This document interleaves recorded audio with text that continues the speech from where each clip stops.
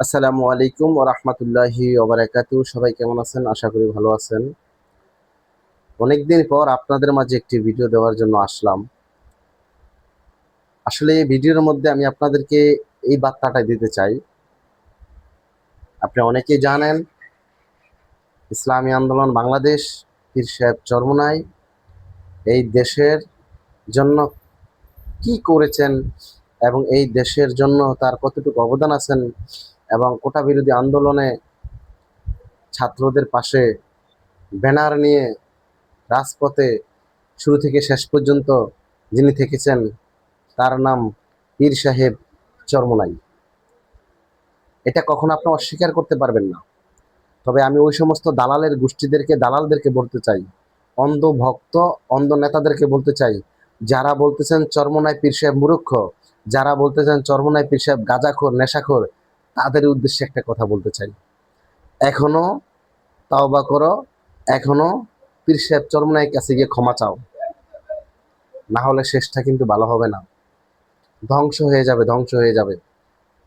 আরেকটা কথা বলতে চাই, যারা বলতেছেন চরমোনাই আওয়ামী লীগের দালাল, এই করছে সেই করছে, আওয়ামী লীগের আমলে নির্বাচনে গিয়েছে, তাদেরকে একটা কথা বলতে চাই, এই চরমোনাই পীর সাহেবই কিন্তু এই স্বৈরাচার তাড়ানোর মহানায়ক। ইসলামিক যতগুলা দল আছে সবাই রাজপথে ছিল, আমি বলবো না ছিল না।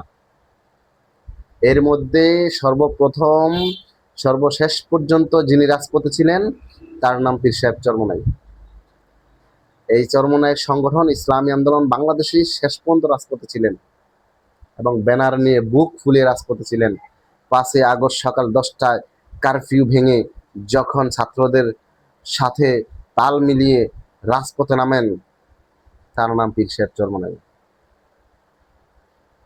আপনি না জেনে অনেক কথা বলেন, আপনি ইতিহাস টান দেন, ইতিহাস দেখেন, গুগলে সার্চ দেন, ভিডিওগুলো দেখেন, পীর সাহেব চরমোনাইয়ের অবদান আপনারা খুঁজে পাবেন। কিন্তু আপনারা তো বলতেছেন ইসলামী আন্দোলন বাংলাদেশ আমার এই প্রতিষ্ঠান, আমার এই ব্যবসার মধ্যেও কিছুদিন ধরে কিছু, মানে আমি বলতে চাই না নামটা, কিছু কিছু লোক এসে বলতেছে চরমোনাই পীর সাহেব কি করছে চরমোনাই। আরে ভাই, চরমোনাই পীর সাহেব কি করছে সে তোমরা খবরই রাখো না। তোমরা ভাবতেছো চরমোনাই পীর সাহেব কিছুই করে না। চরমোনাই পীর সাহেব এই আগস্টের গণ উত্থানের মহানায়ক। এটা আমি বলি না, এরা ছাত্রদের মুখে বলেছেন, রাজপথে থেকেছেন। এগুলা নেট, বর্তমান সোশ্যাল মিডিয়ার যুগ। আপনারা সোশ্যাল মিডিয়াতে ঢুকে সার্চ করলে পেয়ে যাবেন চরমোনাই পীর সাহেবের অবদান কি। যাই হোক, কথা বেশি লম্বা করতে চাই না, শুধু একটা কথা বলতে চাই, আমি দালালদের গোষ্ঠীদেরকে একটা কথা বলবো, সাবধান হয়ে যাও। বাংলাদেশে ওলামা ইকরাম এক প্ল্যাটফর্মে আসতেছে, এক হওয়ার চিন্তা করতেছে, এক হচ্ছে। এই মুহূর্তে বিভ্রান্ত সৃষ্টি করো না।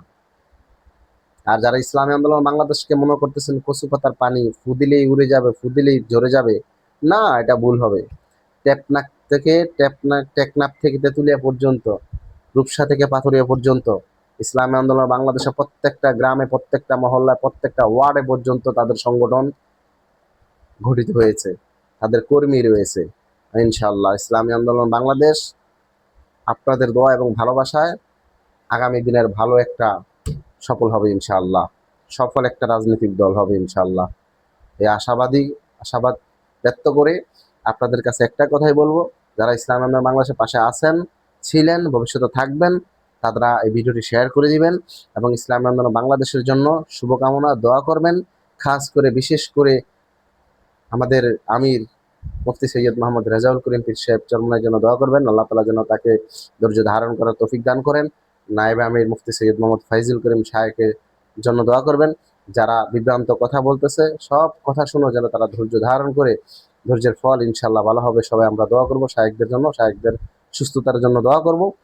আর আগামী দিনে ইসলামী আন্দোলন বাংলাদেশের ব্যানারে যখনই ডাক আসবে, তখনই রাজপথে ময়দানে নেমে পড়বেন, ঝাঁপিয়ে পড়বেন ইনশাআল্লাহ। আল্লাহ হাফেজ, ভালো থাকবেন। আসসালামু আলাইকুম ওয়া রাহমাতুল্লাহি ওয়া বারাকাতুহু।